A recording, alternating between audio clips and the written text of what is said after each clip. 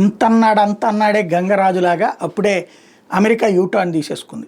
25% టారిఫ్లు, సరే 29% వేసిన పాకిస్తాన్ది 10% తగ్గించి 19%. బట్ అప్పటికే 19% ట్యాక్సులు ఉంటుంది, టారిఫ్స్ ఉంటాయి. అయితే అది పక్కన పెడితే ఇప్పుడు భారతదేశానికి సంబంధించి పెట్టిన ఆంక్షల్లోంచి కొన్నిటికి మినహాయింపులు ప్రారంభించేశాడు.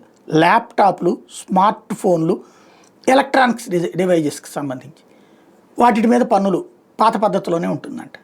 అంటే ఇవి అక్కడ కనుక రేట్లు ఎక్కువైపోతే అమెరికన్స్ ఆ ప్రభుత్వం మీద కోప్పడతారు. చైనా మీద కూడా ఫస్ట్ ఆంక్షలు తగ్గించింది వీటి మీదనే. కాబట్టి ఆంక్షల మీదన తమకు అవసరమైంది, నేను మొన్నే చెప్పుకొచ్చా, నిన్న కూడా చెప్తున్నా, తమకు అవసరమైన వాటిని చచ్చినట్టు వాళ్ళే కొనుక్కుంటారు తక్కువ రేటుకి, లేకపోతే అక్కడ జనం తిరస్కరిస్తారు. కాబట్టి కేవలం రేరెస్ట్గా అవసరమైనటువంటి వాటి రత్నాభరణాలు లేకపోతే బట్టలు లాంటి వాటిలోనే కొంత తేడా ఉంటుంది. ఎస్పెషల్లీ మందులు, ఎలక్ట్రానిక్ ఎక్విప్మెంట్, ఈ స్మార్ట్ ఫోన్స్ ఇట్లాంటి విషయాల్లో వాళ్ళే తగ్గాలి వాళ్ళ అవసరాల కోసం.